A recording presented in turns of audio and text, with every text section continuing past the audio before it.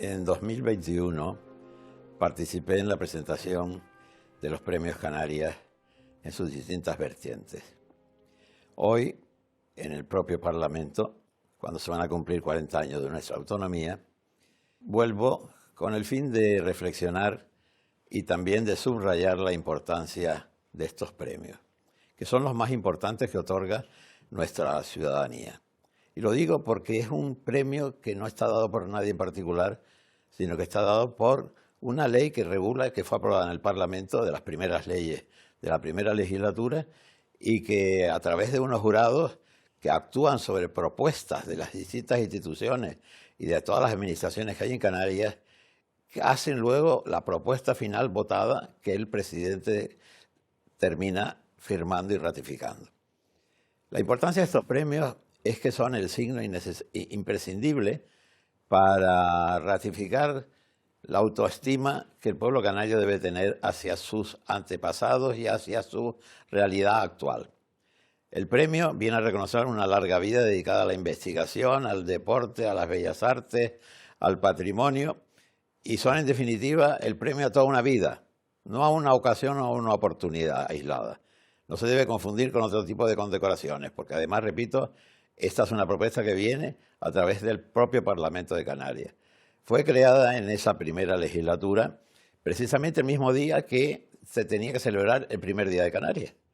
Es decir, para llenar de contenido al primer Día de Canarias en 1984, nosotros tuvimos que presentar esta ley, ratificarla al Parlamento y a partir de ahí darle la enjundia, la importancia que este tipo de premios debe alcanzar. Y hoy, reflexionando sobre lo que está pasando, quiero expresar mi preocupación por la escasa importancia que le otorgan algunas administraciones canarias y en general también las sociedades culturales, porque son ellos los que tienen que hacer las propuestas. Y hay instituciones muy escasas que hacen propuestas antes del 31 de diciembre de cada año. Y es necesario que haya una participación global que exprese realmente el sentimiento del pueblo canario, sea de la isla que sea y sea del municipio que sea. Eso es importante, ratificar su popularidad y al mismo tiempo tenemos que contribuir a que esas personas premiadas no queden luego en una especie de hornacinas, en un retablo barroco, sino que sean vivas y sigan siendo conocidas y respetadas por parte de la sociedad canaria, la joven, la nueva, la que va a llegar, porque son referentes para la vida colectiva de nuestra comunidad autónoma. En el año 2000, el Club Baloncesto Islas Canarias, hoy día patrocinado por SPAR y en aquel entonces conocido como Sandra, recibió el Premio Canarias en la modalidad de deporte. El colofón perfecto a un año mágico, ya que en 1999 había ganado la Copa de Su Majestad la Reina y la Copa de Europa Liliana Ronchetti, el título más importante del baloncesto femenino en el viejo continente. El club siempre ha funcionado como una gran familia dentro y fuera de la cancha. El Premio Canarias es quizás el mayor premio que ha podido conseguir el club y entonces fue tocar el cielo. En ese momento para nosotros fue un premio increíble a un año de trabajo impresionante, que el Premio Canarias llegara a un club como el nuestro, de cantera, de chicas muy jovencitas. Fue para la isla y para nosotros un premio de Gobierno de Canarias con un prestigio impresionante. Para mí el Premio Canarias significa el reconocimiento de una labor del club, no solo del año cuando ganamos la competición europea, que fue cuando más se nos conoció, pero de toda la labor que hay detrás, de entrenadores, directores técnicos, jugadoras, todo. El año 2000 fue muy importante para nosotros porque ganamos el año anterior la Copa Liliana Ronchetti y luego fue el Premio Canarias. La realidad es que en el año 99 teníamos grandes problemas económicos. Además fue la eliminatoria con el Parma, que había sido campeón de la Copa Liliana Ronchetti. Nosotros fuimos allá pensando en que quedaríamos eliminados. Fue una triple de Jesse Higgs, la que nos metió en la siguiente fase. Luego fuimos de Italia directamente a la Copa de la Reina y quedamos campeones. Y entonces fue como un hito mayúsculo para un club como nosotros, que no esperábamos a quedar campeones de nada, pero ya nos hicimos imbatibles. Realmente fueron las siguientes eliminatorias cada vez más difíciles y fuimos superándola. En principio no pensábamos nunca que eso pudiera ocurrir. Y ya cuando fuimos a Italia y luego estuvimos en Turquía y vimos que sí, que todo aquello, pues nos quedamos, ni nos lo creíamos. Para nosotros luego ya aquí en la isla, la final, llenar el pabellón, incluso se quedó muchísima gente fuera. Pues vivir aquellos momentos que te puedo decir, como dijo Domingo, tocar el cielo y quizás más arriba del cielo. La Copa Ronchetti fue una aventura. Íbamos como las grandes desconocidas del campeonato, como decíamos nosotros, las 4 matadas de Gran Canaria que aparecen en una competición europea, y fuimos metiendo la patita ahí un poco a poco y fuimos haciendo lo que hacíamos entrenando todos los días y sacando resultados. Fue una experiencia maravillosa con sus grandes viajes, sus grandes odiseas por esos mundos de Dios, y ver que poco a poco íbamos llegando a semifinales y a la final, pues era como un poco entre sorpresa y decir, bueno, hemos trabajado, hemos entrenado y también nos lo merecemos. Y la verdad que fue, sobre todo la final, fue un sueño poder disputarla y luego encima ganarla. Hicimos un equipo realmente imbatible. Bueno, en ese momento, con ese grupo de jugadoras y con Domingo y todo el grupo, con mirarnos nos entendíamos todas, cada una hacía el trabajo que tenía que hacer. Jugadoras de la cantera habían sido campeonas de España en infantiles, en cadete, en junior, estaban muy bien formadas. Y bueno, para la isla y para todo, llegar a ese nivel, para nosotros fue importantísimo, porque luego ya al año siguiente otra vez nos metimos en la Copa por el título de Copa de Europa, Copa de la Reina, y fue como un camino avanzado hacia arriba. Se nos dio a conocer mucho más de lo que se nos conocía. Ten en cuenta, antes de la competición europea o de ganar la competición de la Ronchetti, a nuestros partidos apenas iban 200 personas, nuestros amigos, nuestras familias y poco más. A la semifinal y a la final se llenó el pabellón y se quedó gente fuera, lo cual nosotras era asombradas. Eso hizo también que se nos viera, se nos conociera y ahí seguimos. El trabajo de cantera es el trabajo diario en la cancha y eso se traduce en resultados o no. Pero desde luego queda la satisfacción del trabajo bien hecho y demás. Nosotros hemos podido subsistir 40 años gracias al trabajo de cantera, porque un equipo canario que no trabaje en la cantera es prácticamente imposible mantenerse durante 4 décadas en la máxima competición. Haber competido, o sea, jugado con las mismas jugadoras durante muchos años ha hecho que nos conociéramos perfectamente y tanto fuera de la cancha como dentro no hacía falta que yo mirara a Rosy para saber que estaba en una esquina y hacías así, pum, y soltabas el balón. Lourdes miraba, sin mirar a las americanas, también ya conocía a las jugadoras o a Paloma, a Lidia, lo que fuera, y podía jugar sin mirar prácticamente. En 1980 ganamos nuestro primer campeonato de España. Y en el 2022 volvimos a ser campeonas de España junior, subcampeonas de España cadete y cuartas en infantiles. O sea, ahora estamos con muchas de nuestras jugadoras, o algunas son hijas de nuestras exjugadoras. Seguimos luchando porque hemos ganado 49 campeonatos de España y bueno, estamos trabajando para ver si podemos ganar este año algún título más. Nos hacía especiales, yo creo que el tema de ser un club no profesional, de ser todas jugadoras que prácticamente hemos nacido, baloncestísticamente hablando, en el club. Lo que sabemos pues lo hemos aprendido aquí, entonces son jugadoras que llevas jugando con ellas 10 años y es una familia, como quien dice. Entonces son valores de amistad. Mis mejores amigas las he conocido en baloncesto y siguen siendo mis grandes amigas, claro. Creo que nuestro gran trabajo es precisamente el ver que algunas jugadoras que han sido importantes en el club también lo han sido en su vida laboral.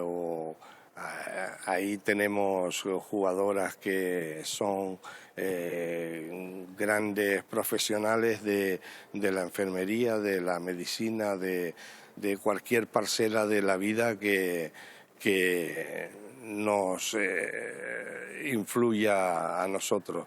Y entonces estamos muy satisfechos del trabajo porque estamos desarrollando no solamente la labor deportiva, sino la labor social y para el futuro de un club como el Club Baloncesto Islas Canarias. Para mí, desde mi experiencia personal, han sido una familia. Yo he crecido desde los 13 años, he estado vinculada a este club. He crecido como jugadora, como persona, y he jugado durante 30 años. O sea que aquí mi padre y mi madre adoptivos, he aprendido mucho de ellos y con mis compañeras también hemos vivido muchos años juntas. Entonces, pues, no sé, mucha gente muy válida que he conocido aquí. Las universidades americanas nos tienen en el punto de mira. Han pasado 25 jugadoras nuestras por universidades americanas becadas gracias a jugar con nosotras. Luego los agentes, luego el baloncesto ha subido muchísimo, muchísimo. Pues estamos en un momento crítico en lo económico, porque entre que nos quitan las jugadoras, se nos van a Estados Unidos y no las niñas que son de la cantera no están bien formadas para el primer equipo. Entonces este año tenemos mucha ilusión por subir un equipo a Liga Femenina 2 para que las jugadoras se formen ahí y no sea tan difícil. Nosotros siempre hemos tenido gente que nos apoya, desde que jugábamos en Obispo Frías con la famosa Peña del Humo, que había allí los del barrio que iban a animarnos con los tambores, a toda la gente que hemos tenido siempre a lo largo de los años apoyándonos, pero aún así hace falta más. Se ha ido mejorando y se nota con la afluencia de público en los partidos. Va viniendo más gente, pero se echa de menos unas gradas llenas. Hay partidos en Península que siguen poquitos partidos, se consigue llenar un pabellón. Todavía falta, pero poco a poco se va consiguiendo.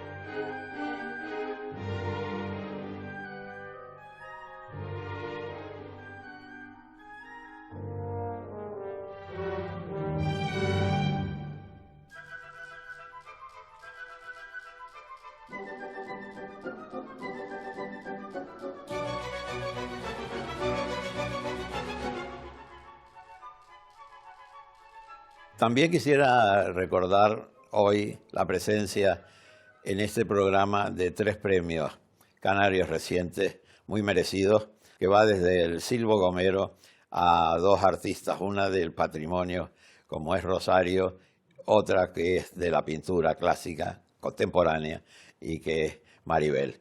Creo que suponen una proximidad que afortunadamente facilita el hecho que todavía esté con nosotros y que desgraciadamente hay otros muchos premios Canarias que solo estará el recuerdo, pero un recuerdo que hay que mantener vivo a través de un conocimiento y que en la enseñanza, en la educación primaria, los niños también sepan quiénes han sido los premios Canarios, lo que significa premio Canario. Premio Canario, repito, insisto, no es hijo predilecto ni hijo adoptivo. El premio Canario es el reconocimiento al esfuerzo, al trabajo, a la innovación, en la investigación, en la solidaridad, en el deporte y en todas las otras que ya ustedes conocen perfectamente.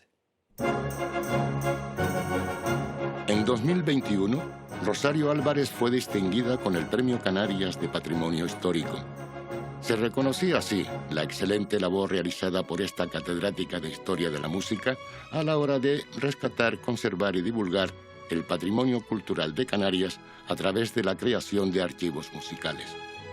En su exitosa carrera, Rosario, la primera mujer en obtener una cátedra de Historia de la Música en España, ha desempeñado numerosos trabajos y cargos, como la presidencia de la Sociedad Española de Musicología y la de la Real Academia Canaria de las Bellas Artes.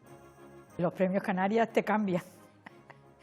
En primer lugar, porque para mí el premio es una manera de tener más posibilidades de seguir haciendo las cosas que hago, evidentemente. Y entonces, bueno, para mí eso es buenísimo, ¿no? Porque siempre tengo que estar suplicando, tocando las puertas para conseguir dinero para hacer tal proyecto o tal otro proyecto, y con el Premio Canarias ya, digamos que la gente te da lo que quieres porque saben que lo vas a utilizar con una finalidad productiva y que va en beneficio de aquí, de Canarias. Siento orgullo, naturalmente, claro que sí, y siento orgullo como mujer, porque curiosamente desde que me empezaron a dar premios hace ya muchísimos años, me paraban las mujeres que conozco, bueno, mujeres, chicas, alumnas o profesoras, lo que sea, y me paraban gente que no conocía y me decían, enhorabuena, dice, para mí es como si me lo hubieran dado a mí, que a una mujer le den este premio. Bueno, y entonces las mujeres se sentían muy orgullosas y muy unidas al premiado, y eso para mí es una gran satisfacción, efectivamente. A mí la afición por la música me viene desde muy pequeñita, porque mis dos abuelas tocaban el piano y eso lo viví en mi casa, ¿no? Es más, yo tengo en mi casa un piano de una de mis abuelas, que le había regalado mi abuelo en regalo de boda a su mujer, ¿no? Y entonces, bueno, pues para mí fue siempre algo muy normal en casa. Pero yo realmente empecé la música, que empecé a los 7 años, yendo con una profesora particular, pero la empecé con el flamenco. Me encantaban las canciones españolas y entonces las oía en la radio, porque en aquellos momentos era eso, y entonces las de Conchita Piquer. Y mi padre me compraron un traje de gitana, unas flores, una peineta, y yo bailaba y tal en las fiestas familiares. Es decir, que yo empecé por ahí. Y después ya, pues, lógicamente, a los 7 años ya me metí en el piano, que también había que obligarme en aquellos momentos, porque cuando eres niña pues te cuesta una disciplina, la tienes que adquirir y te tienen que imponer esa disciplina hasta que cuando llegas a los 11 o 12 años ya es el orgullo y la satisfacción de ver que lo haces bien y que la gente te escucha y que te escucha con placer. Y la verdad es que yo lo que quería era llegar a ser pianista, una buena pianista. Me encantaba, iba a todos los conciertos, desde los 10 años ya estaba en el teatro y me hice el carné de socia de la orquesta de cámara y todo esto. Y yo quería tener los éxitos que tenían los pianistas y cuando oía los aplausos digo, yo esto lo tengo que hacer, ¿no? Y después la vida te va llevando por otros derroteros. Terminé los estudios profesionales, el 8º de piano, aquí la carrera profesional, estaba entonces en 3º de carrera de Geografía e Historia y mi padre me dijo, cuando termines la carrera, entonces te vas a Madrid a hacer el superior. Y entonces pacientemente pues hice el 4º y el 5º de carrera, la tesina entonces, que la hice de algo que nadie se lo imagina, de arqueología, del hábitat prehispánico en las Islas Canarias. Y entonces, en el tribunal de la tesina, pues estaba allí el que iba a ser después el director de mi tesis doctoral, que fue rector de la Universidad de La Laguna, don Jesús Hernández Pereira, ¿no? Y me llamó al despacho y me dijo, vamos a ver, tú eres pianista, ¿cómo te vas a dedicar a ser arqueóloga y a meter las manos en esa tierra para ensuciarte todas las manos y después ir a tocar el piano? Tú tienes que hacer historia del arte, que como Dios manda, ¿no? Y entonces me dio un tema que si él lo supiera, fue el tema de oro que me dio, que era la iconografía musical, es decir, el estudio de los instrumentos musicales a través del arte, en la Edad Media. Bueno, yo a mí, que era de toda la vida, tenía una vocación por los estudios de ese periodo, pues fue una locura, ¿no? Pues poco a poco empecé a investigar y entonces descubrí la gran vocación de mi vida. Yo empecé a estudiar los órganos de Canarias entonces, me metía en la iglesia o en el archivo de la parroquia o lo que sea, y a mí me encantaba aquello. Me pareció, es que ustedes no saben lo que es un archivo, es decir, ustedes se meten allí y yo pensaba que mis células no envejecían, porque estaban allí como en un limbo, porque yo salir de allí era, ay, que hay que salir y hay que volver a casa y hay que tal, y tengo que preparar la clase de mañana, que esto. Es decir, salía digamos, del cielo para volver a la tierra y a la vida cotidiana, ¿no? Y es que la investigación es, porque al final te vas haciendo amigo de los hombres del pasado, de aquellos que hicieron aquellos órganos, del cura que trajo aquel para hacer no sé qué, no sé cuánto.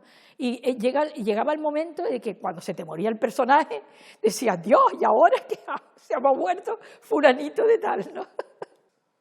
En la Sociedad Española de Musicología, de la que era miembro desde el año 82, para mí fue, bueno, es que además todas estas cosas me ponían nerviosísima, claro, porque imagínate cómo es dirigir una sociedad con socios que pagan sus cuotas desde aquí, desde Canarias, es decir, que yo iba cada mes a Madrid y viajaba y tal. Y entonces, bueno, pues estaba dentro de mi gente, hablaba mi mismo idioma, toda esa gente, ¿no? Cosa que aquí en La Laguna pues no podía porque eran de Historia del Arte, mis compañeros. Y entonces cuando yo iba allí, pues la verdad es que me encantaba pues estar en ese staff, ¿no? Y además, lógicamente, me di a conocer a muchísima gente y además yo estaba trabajando un tema que casi nadie trabajaba en aquellos momentos y que fui la pionera en España, que era la iconografía musical. Mi tesis doctoral fue de instrumentos musicales medievales, pero de allí salté a la iconografía, que era la interpretación de qué significa un tema con instrumentos musicales. ¿Por qué aparecen los instrumentos en tal o tal iconografía? Y entonces a partir de ahí, y además estudiando lo que habían hecho los historiadores del arte, pues yo me metí en el campo de la música. Y entonces yo en ese sentido fui la pionera. Hice un trabajo sobre un capitel de Jaca, en donde está el rey David con sus músicos. Y entonces estudié la simbología y tal de David y con todos aquellos músicos allí. Ese artículo se tradujo al inglés y se publicó en una revista de Nueva York, Music in Art. Pero curiosamente, pasados los años, eso fue en el año 6 o 7 de este siglo, ¿no? Y curiosamente me escribió el director y me dice, los chinos quieren que les mandemos artículos de Music in Art para traducirlos al chino y tenerlo tal. Y yo quiero que tu artículo vaya para la China. Yo no me lo podía ni creer, que si les daba permiso para traducirlo al chino, digo, por supuesto, que lo traduzcan al chino, y efectivamente lo tradujeron al chino y me mandaron la revista desde Shanghái, y bueno, lo único que sé es que el artículo es el mío porque las fotografías son las mías, pero además todo en caracteres chinos, o sea, no sé dónde está mi nombre, la verdad. Con el proyecto RALS que iniciamos entre Lothar Siemens y yo, le dimos mucha cancha y mucha preponderancia a los músicos actuales, a los músicos jóvenes. Yo decía, si vamos a ver, en el canto, sobre todo en el canto, y en algunos instrumentos como el piano, cada vez que aquí se hace algo, salen hasta de debajo de las piedras músicos de gran relevancia, digo, ¿por qué no en la composición? Lo que ocurre es que la composición era algo a lo que todo el mundo le tenía miedo. No, está Beethoven, está Mozart, está Rimsky-Kórsakov, y yo no voy a poder hacer nada. Oiga, ellos tuvieron su vida, eran músicos famosos, pero tú también tienes tu corazoncito y también puedes decir cosas. Entonces, cuando esos músicos empezaron, evidentemente, a producir, bueno, nos quedamos, Lothar y yo, bueno, impactados, porque hubo músicos, bueno, hay músicos de gran prestigio, ¿no? Pero, por la contraria, los músicos del pasado, los que yo estaba investigando, porque yo sobre todo saqué a muchos músicos del siglo XIX y de la primera mitad del XX, y todo esto eran músicos, bueno, que tenían otro nivel, ¿no? Y la gente joven, esos niveles no los pasaban, ¿no? Porque claro, ellos estaban ya en otro estatus. Y a mí me parece que toda esa gente hay que sacarla, porque, digamos, la historia de la música es como un gran paisaje, en donde hay monte, donde hay valle, donde hay lago, donde hay bosque, y todo tiene su lugar en esa historia. Entonces, si solamente tú miras los grandes picos y los grandes montes, ¿qué tal? Es que nunca vas a tener una historia incompleta. Una de las cosas que para mí ha sido clave en Canarias ha sido el rescate de los órganos, ¿no? A pesar de que también he estudiado los archivos eclesiásticos y que eché en marcha un festival de música sacra que ya va por la 24ª edición, pero a mí me parece que lo fundamental aquí ha sido el estudio y rescate del patrimonio organístico. Ustedes no se pueden imaginar lo que a mí me costó al principio, a finales de los años 80, echar en marcha y que los políticos se concienciaran de que los órganos había que restaurarlos y que había instrumentos buenísimos que no se podían quedar muertos de risa. Que han venido organistas y organeros de distintos países europeos a ver los órganos que tenemos aquí. ¿Por qué? Porque hubo una época de importación de instrumentos alemanes en el siglo XVIII, es decir, que porque no había organeros en las islas, los que había pues fueron desapareciendo, y entonces se empezaron a importar instrumentos de ese país. Y todo eso, digamos que el mismo tipo de órganos en la Segunda Guerra Mundial, las bombas los destruyeron.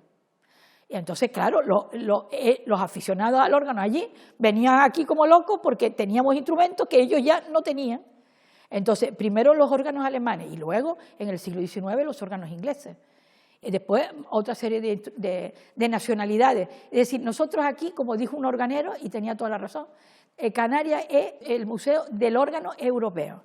Hay órganos alemanes, ingleses, franceses, bueno, por supuesto españoles, canarios también.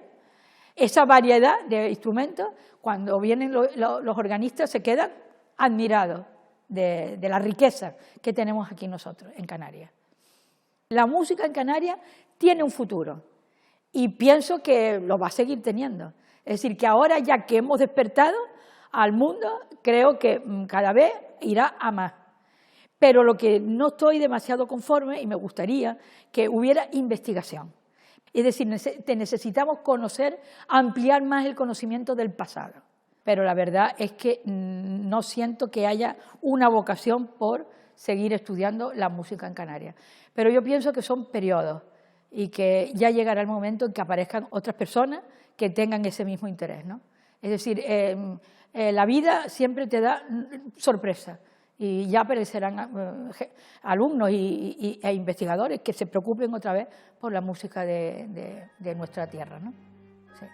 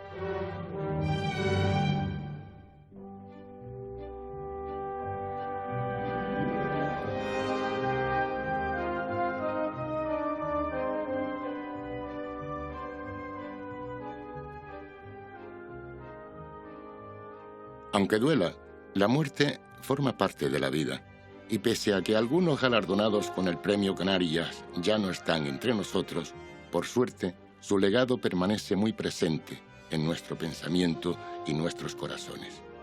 Hoy queremos rendir homenaje a dos personas de increíble talento a las que tuvimos la suerte de entrevistar en programas anteriores y que, por desgracia, ya han fallecido.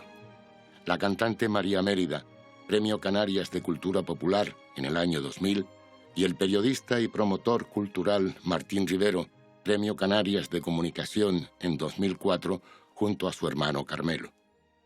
Yo estaba en mi casa sentadita en el sofá y me llamaron y me dijo, ¿eres Premio Canarias? Y yo no, digo, ¿qué? Dice, sí, te hemos dado el Premio Canarias. Y me emocioné mucho porque, claro, yo no lo esperaba. Y tú sabes que para mí todo lo que es Canarias tengo la Violeta del Teide, tengo muchos premios, pero el premio Canarias es algo que te llega al corazón, ¿no?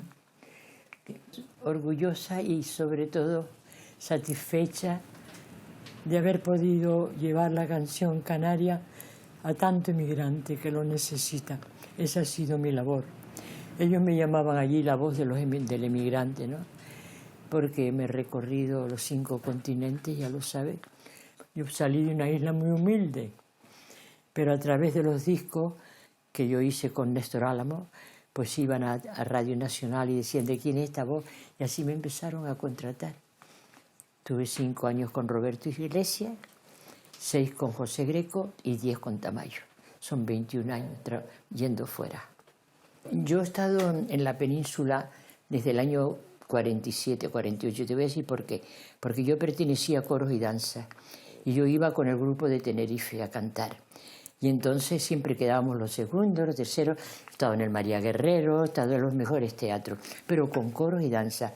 Y la primera vez que salí a América fue en el 53 o 43, a lo mejor sí, 43. Fui con coros y danzas también. Cuando estuvo doña Eva Duarte de Perón, también fue a la Puerta del Sol a cantarle. O sea, siempre he estado metida con los jaleos de América.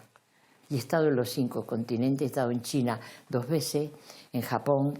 Japón me la conozco también muy bien, porque no íbamos a un sitio solo, íbamos a varios con la compañía.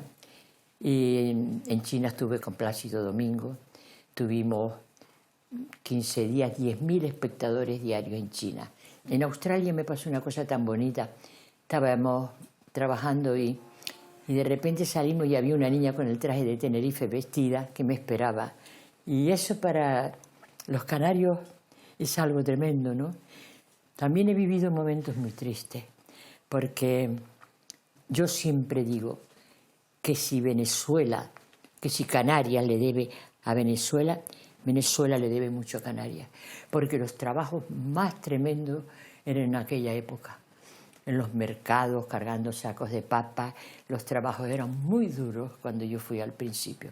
Pero gracias a Dios luego cambió todo. He estado en el Hogar Canario de montones de sitios, sobre todo en Venezuela, en Cuba. En Cuba he estado 4 veces. Y la verdad que tenemos que estar orgullosos porque nosotros hemos portado mucho a América también. La música canaria bien interpretada es maravillosa. Y uno cuando sales allí con tu traje y con tu capa y cantas el Paso Doble y las Canarias, la gente va. Cuando llegué a estudiar ya un poquito de ópera dije no, yo me quedo con lo que amo. Porque en la vida no hay nada mejor que hacer lo que uno quiere. Como si quiere estar barriendo la calle y eres feliz.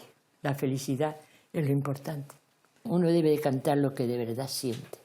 Yo, por ejemplo, la folía la adoro. Porque mi padre de pequeña yo, tocaba la guitarra y cantaba folía. Yo era una niña y ya desde entonces empecé a amarla. Y luego han habido muchas circunstancias en mi vida bastante alegres y otras tristes, pero la folía siempre ha estado ahí. La folía es que es nostálgica, según la cantes, claro, también. Pero yo cuando la canto siento algo especial, no lo puedo remediar. Y estoy tan feliz de que hayan venido a la casa y poder verme con grandes amigos que yo he conocido de tiempo y verme hoy aquí. Estoy muy feliz y muy agradecida por tenerme en su memoria y por recordarme.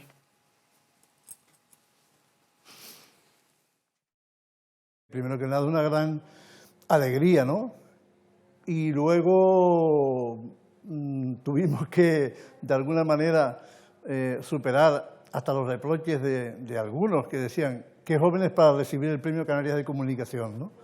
Pero bueno, la verdad que lo recibimos y lo aceptamos Carmelo y yo, al que le presento hoy aquí porque está trabajando que es lo que hemos hecho toda la vida, con serenidad y con seguridad y con confianza en que habíamos de alguna manera cumplido la misión a pesar de la juventud relativa que teníamos en aquel momento, creo que eran 48 años yo y Carmelo 47, porque la verdad que empezamos muy pronto y hemos trabajado mucho en la vida. Nosotros la La librería de la prensa tiene un recuerdo muy especial porque tuvimos la suerte, caímos de pie, Carmelo y yo, creo que teníamos actitudes y predisposición para el periodismo y tuvimos la suerte de caer, pues claro, en la casa de mi tío Paco, que no tenía hijos, y entonces nos pedían, a Carmelo y a mí, nos pedían prestado a mis padres para ir a acompañarles a ellos. Mi tío Paco era hijo de Francisco Martínez Viera, que fue alcalde masón y que fue cofundador del periódico La Tarde. Entonces, imagínate ya el ADN y los genes, ¿no? Y a la librería de la prensa íbamos, Carmelo y yo, casi todos los días. Era un foco, la librería de la prensa, de intelectuales. Allí conocimos a mucha gente, Domingo Pérez Mení, Pepe Arocena. Vivíamos en medio, siendo niños, en medio de ese mundo y del periodismo. Y encima mi tío Paco, todos los domingos se ponía a escribir artículos delante de nosotros. Entonces, todo eso se nos fue quedando grabado. Además, mi tío Paco era una especie de mecenas nuestro. Cuando dejamos la dirección de la Gaceta, yo decidí en aquel momento crear una empresa de comunicación, que era algo pionero en Canarias, no existía esa experiencia, lo de ofrecer servicios de comunicación desde una empresa. Y en eso fui pionero, ¿no? Creo que había otra empresa que se dedicaba a eso en Canarias. Y por ahí inicié la andadura. Yo, igual que Carmelo, traíamos también un bagaje muy vinculado a la cultura en la Caja de Ahorro. Yo fui jefe de obra cultural de la Caja de Ahorro. Entonces, simultaneaba lo de la empresa de comunicación y seguía con la gestión cultural. Pero me puse en marcha con esa experiencia de hacer comunicación desde una empresa. En 2004 nos planteábamos en el mundo de la cultura un gran reto, que era el de intentar hacernos escuchar como colectivo, que era un colectivo dinámico, importante, que podía aportar. El tiempo vuela muy rápido. Ahora mismo la percepción que tenemos de la cultura es muy diferente. Ahora mismo la percepción que hay es de un sector productivo, un sector capaz de crear riqueza, un sector totalmente implementado en la economía, en la industria. Pero en 2004, hace escasamente 17 años, en Canarias no existía esa mentalidad. Y curiosamente, en nuestra intervención, en el acto de entrega del Premio Canarias, hicimos un alegato en defensa de la cultura. Somos una sociedad, no solo Canarias, la española, muy joven todavía en lo que es la construcción de procesos democráticos asentados, ¿no? Y la cultura forma parte de eso, consolidar el concepto de cultura como un hecho fundamental, como un bien de primera necesidad, va unido a la cultura democrática. Y España es un país todavía joven en ese sentido. Nos llevan por delante mucho tiempo países como Alemania, Francia, Reino Unido, porque la cultura va junto a esa madurez democrática. Por lo tanto, en el 2004, hace 17 años, estábamos en pañales en cultura y teníamos todavía que decir, allí en el estrado, hicimos una defensa encendida, haciendo referencia a los valores históricos, mitológicos, a la importancia de Canarias como plataforma de encuentro y como plataforma de multiculturalidad, que ya era hora de que maduráramos, fuéramos mayores y apostáramos por la cultura, que es uno de los referentes que definen mejor cuál es el grado de madurez y el grado de evolución y la importancia de una sociedad. Hablábamos de alguna reflexión al respecto de estos premios Canarias. En mi opinión es necesario que justo cuando el año que viene, la nueva legislatura que saldrá dentro de unos días elegida, determine su 40 aniversario también del primer día de Canarias, el año 2024, entonces que tengamos ya una ley que modifique, que actualice esa de anterior, inicial, que fue luego modificada en alguna ocasión, pero que yo observo que mantiene algunas confusiones y erróneos, bien en la interpretación por parte de aquellos que hacen las propuestas, bien por parte de los propios jurados. Es decir, hay premios destinados a la solidaridad, premios a las acciones altruistas, premios al internacional, que luego se confunde y se cree que todo al final es solidaridad. Y eso hay que clarificarlo, quizás reducir el número de premios para que sea efectivamente solidaridad y acciones altruistas las que nos proyectan y reconozcamos los méritos por parte de ONG, por parte de personas, por parte de particulares, y ese es en definitiva uno de los aspectos que yo sugeriría. Hay otro aspecto que me parece que también hay que clarificar. Existe un concepto un poco anticuado por parte de los que proponen y por parte de los que juzgan acerca de lo que se entiende, por ejemplo, como bellas artes. Hoy las bellas artes no pueden quedar reducidas a lo que eran en los griegos y romanos. Las bellas artes hoy tienen que incorporar a la fotografía, tienen que incorporar a lo audiovisual, tienen que incorporar a la moda, tienen que incorporar al diseño de joyas. Todo eso es arte, es bella arte. Y resulta que el concepto hasta ahora, los premios siempre han sido en la línea de los que he dicho, pintores, escultores, músicos, intérpretes de música clásica. Pero, por ejemplo, los intérpretes tan populares en Latinoamérica que tenemos los canarios y que nunca han obtenido un reconocimiento del Premio de Canarias, por ejemplo.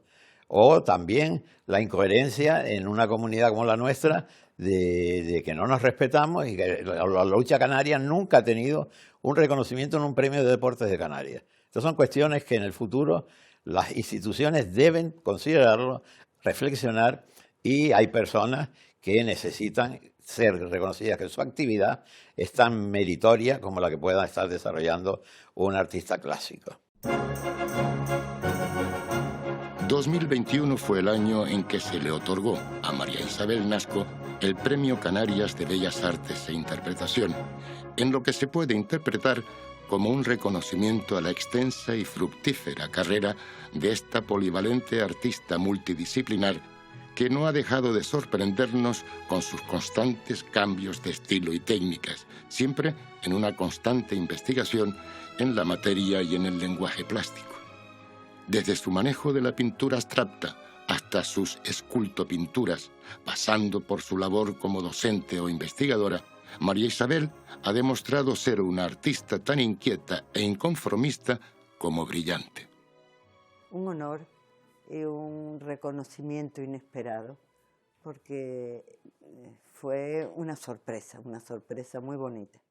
Cuando me llamó el presidente para decírmelo, para comunicarlo, me había trillado un dedo con un martillo y la verdad que no tenía ni humor. Muy bien, muy bien. Luego me di cuenta y reaccioné un poco más educada, pero de entrada estaba con un dolor horrible. Pero es un honor, ha sido un honor. Para mí fue como innato, no recuerdo infancia sin el afán de jugar con las pinturas, con materiales, con tizas, con guijarros, con todo lo de soñar y de mirar las nubes. Era una niña pequeña, rara, que me gustaba estar sola. Mi abuela siempre estaba detrás, pendiente sigilosamente, porque me ausentaba de las reuniones y de la familia y de todo. Está la niña, pues la niña no está. No me gustaban los cumpleaños cuando ella fue mayor, y las amigas, y me gustaba jugar al fútbol, y bueno, era un poco extraña para lo que se acostumbraba en casa. Era un pueblo pequeño, Los Llanos de Aridane, en Argual, y mi familia era un encanto, pero de ambiente rural, con una sensibilidad extraordinaria. Una de las mejores herencias que tengo es lo maravillosos que eran todos. El ambiente que tenía era, pues no había profesores allí, una cosa como innata, antecedentes familiares, solamente la educación. Un tío dibujaba un poco, pero murió joven. Y no creo que haya antecedentes, sino pues las costuras, los sombreros. Pero yo nací con eso y no sé cómo me pude venir para Tenerife en artes y oficios. Y después ya me fui a Madrid.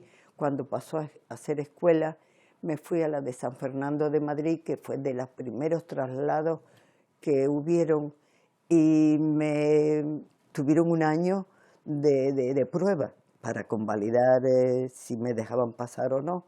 Lo pasé muy bien en Madrid, allí estuve, terminé la carrera, me licencié.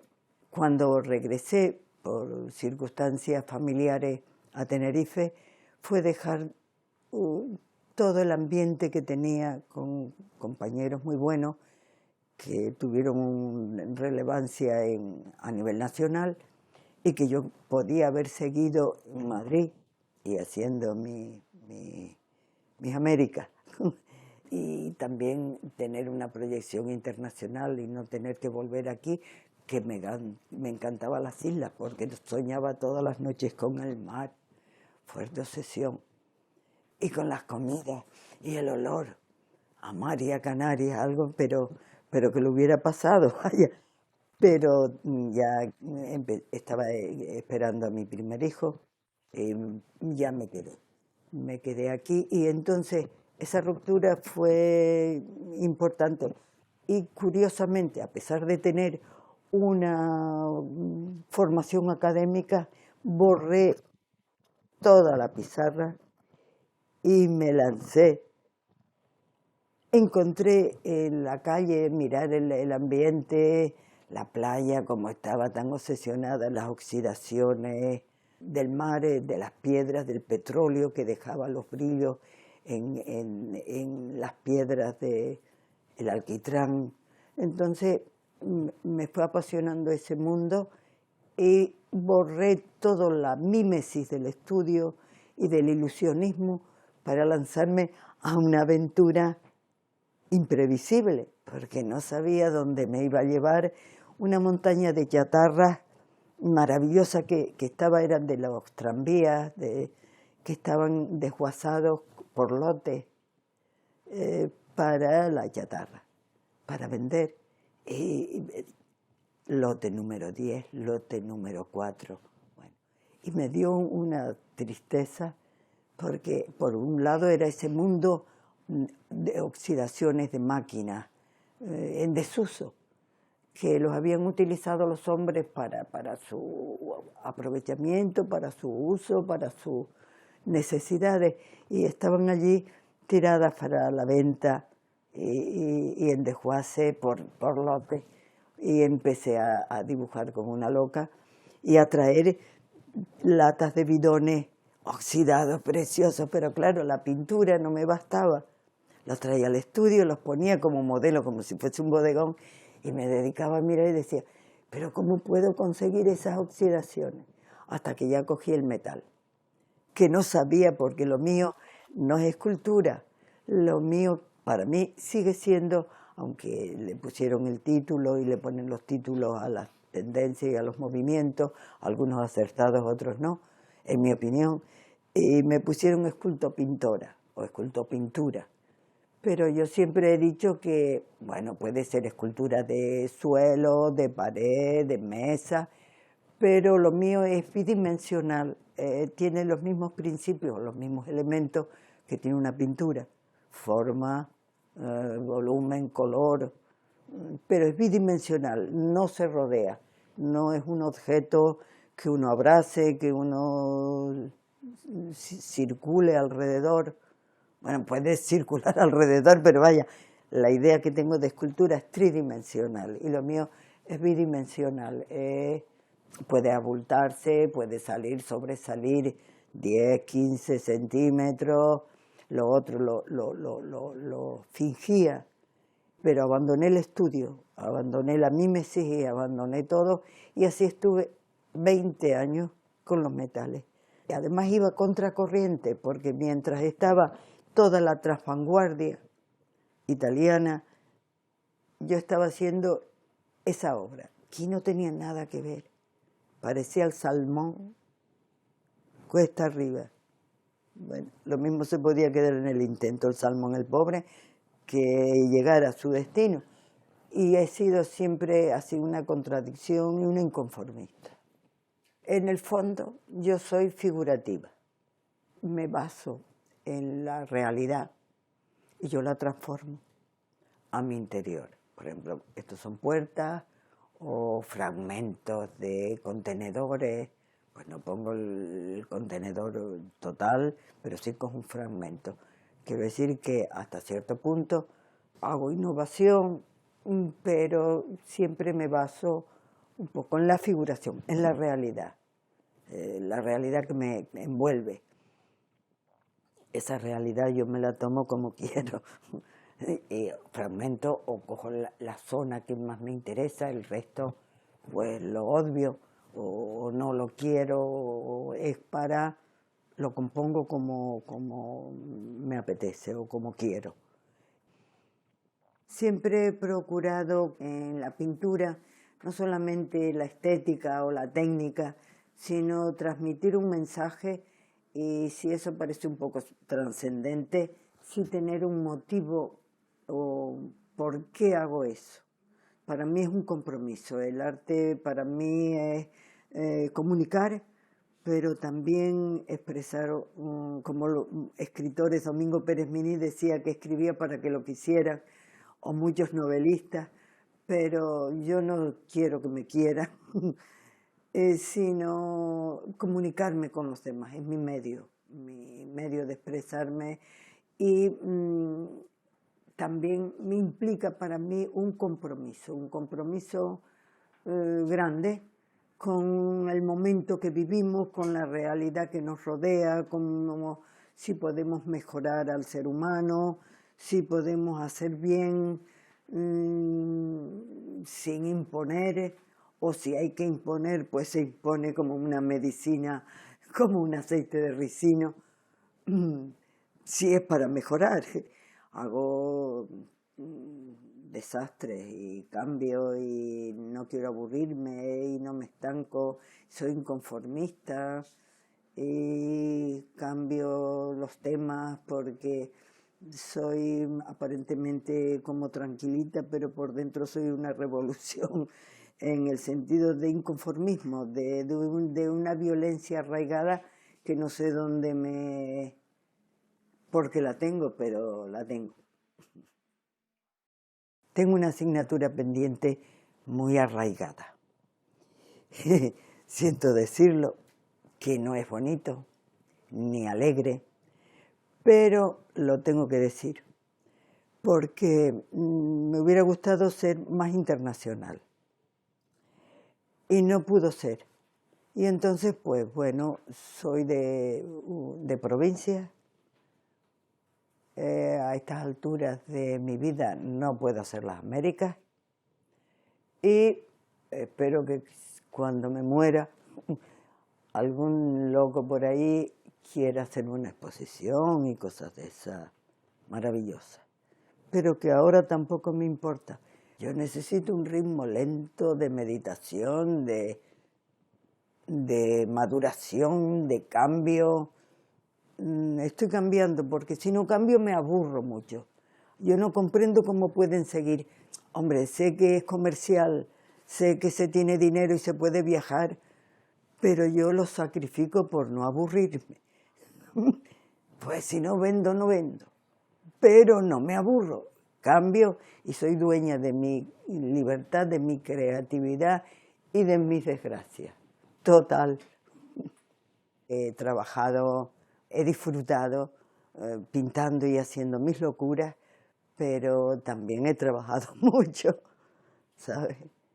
Así que, bueno, supongo, y me ha gustado investigar y me ha gustado muchísimo, lo he intentado ayudar a los compañeros, de los profesores, a los alumnos. A veces digo que soy como, voy reuniendo acólitos cuando hacía cursos, cuando daba cursos en la universidad, en La Palma, en otros pueblos de aquí, en la Universidad de Verano de Adeje, me conquistaba alumnos de todo tipo y bueno, ha sido enriquecedor, vaya, para mí ver que venían y empezaban con Bellas Artes. Y Bellas Artes es no está tan valorada como se cree, como algunas otras facultades, pero es experimental y siempre tiene carencias y creen que los artistas pues son los artistas. Cuando me preguntaron, ¿qué quieren que le ponga? Digo, pintora. No quiero artistas porque hay muchas clases de artistas, ¿no? Y el artistismo no me gusta mucho. Sino me preocupa, soy seria, aunque sea lúdica y me divierta, haciendo transgresiones a los materiales y conociéndolos, pero creo que hay una carga de humanidad en el artista, como en algunos poetas, no lo sé, y quiero que se revaloricen, nada más.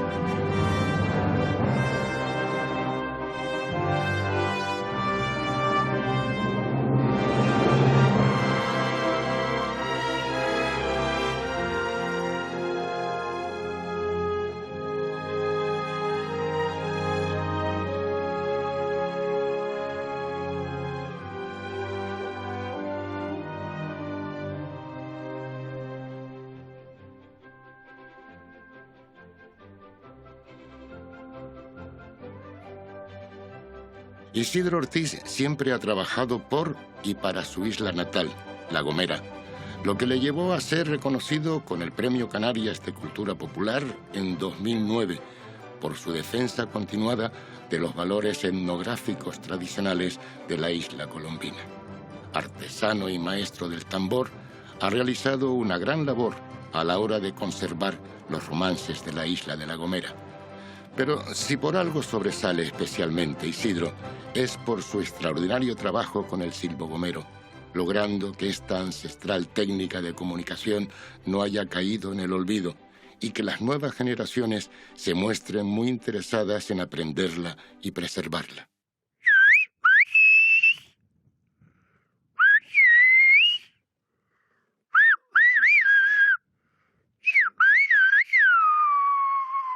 Yo nací en el año 30, por consiguiente, en el mes de noviembre pasado cumplí 92 años. Mi niñez fue el campo, mi escuela fue el campo, mi cuna puedo decir que fue el surco, y mi compañía las cabras, las vacas y todos los animales domésticos que teníamos para poder vivir en este entorno, en esta zona. Con las vacas roturábamos la tierra. Ustedes ven estas lomadas llenas de huertas, de paredones, y esas huertas en el mes de octubre ya estábamos levantando las paredes que tumbaban las cabras en el verano para empezar a sembrar, hacer la siembra del invierno. Ahí empezábamos ya a sembrar la cebada, el trigo, los chícharos, la lenteja, etcétera, etcétera, todos los cereales que pudiera dar el campo con la lluvia del cielo, pues aquí en La Gomera se producían, porque esto es una tierra muy fértil y muy productiva. En aquellos tiempos de mi niñez, parece que la naturaleza tenía más contacto con nosotros. Yo diría que hasta nos quería más, porque nos aportaba toda aquella grandeza que ella es capaz de aportar a la humanidad, como es el agua, como es la limpieza de sus aires que se respiran y el oxígeno que hasta la tierra percibe para poder dar buenas cosechas. Y en ese tiempo aquí nos autoabastecíamos en esta isla. La escuela nuestra, como la de la mayoría de los de mi tiempo, era el campo y poco más. Esa labor se complementaba y se pagaban los esfuerzos con las parrandas que hacíamos a nuestra manera, con nuestro folclore, con nuestros tambores.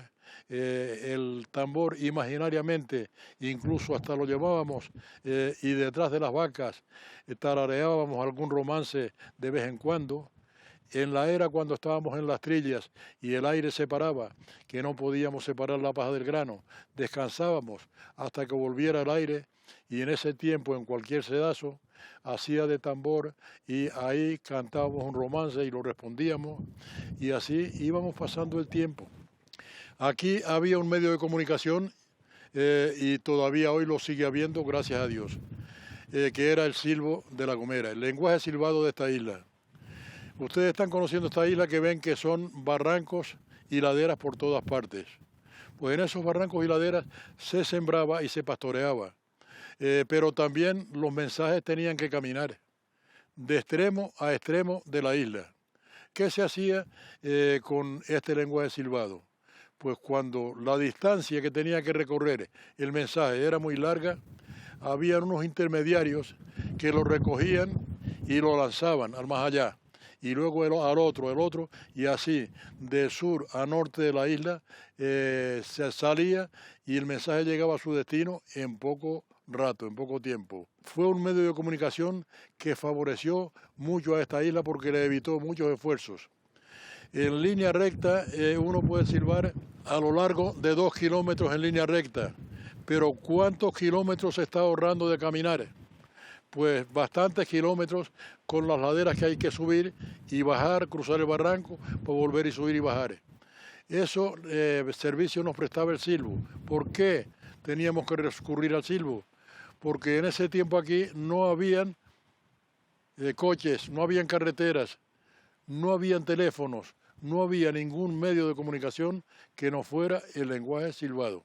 Yo conocí todo esto, lo practiqué todo, hasta que llegó el tiempo que ya esta isla estaba superpoblada y se presentó la oportunidad de que pudiera salir la gente de aquí a otros países.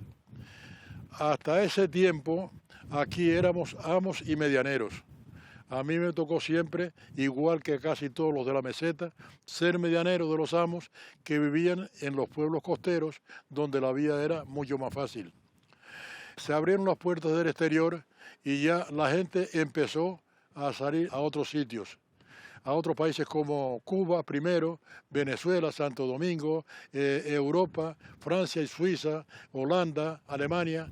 Todos estos países fueron visitados por gomeros en busca de mejor vida, en busca de mejorar su subsistencia.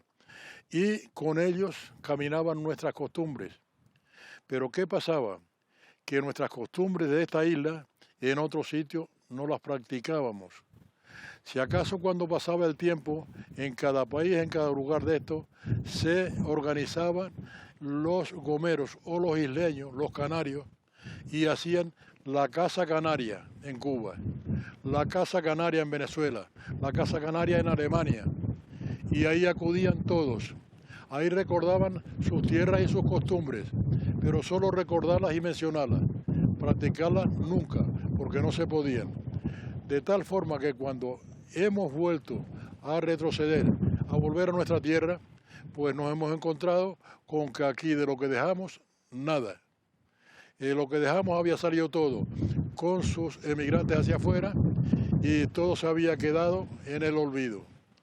Yo tuve la suerte de que esa falta de costumbres me inquietó y me dio por recuperar pues nuestro folclore, nuestro tambor, nuestro romance, nuestra yácara en La Gomera, la isla romancísticamente hablando más rica del mundo, esto dicho por personas que lo han estudiado, y tuve la suerte de recuperarlo, ayudado por otras personas que también sabían lo mismo que yo, lo que habíamos perdido, y había que recuperarlo para ponerlo en práctica.